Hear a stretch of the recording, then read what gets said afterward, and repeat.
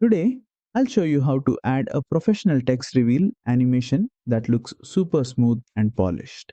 First, tap on the plus button to add a text layer and type in your text. Once your text is added, tap on the text layer in your timeline. From the pop-up menu, choose the motion option. Now, under the basic tab, you'll see the gradient option.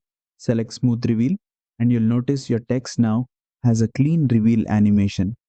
You can adjust the duration slider to control how fast or slow the text appears. If you tap on the reveal effect again, you'll see the direction changes. That gives you 4 different variations of the gradient reveal: top to bottom to top, left to right, or right to left. And that's it. You've created a professional text reveal animation in VN Video Editor.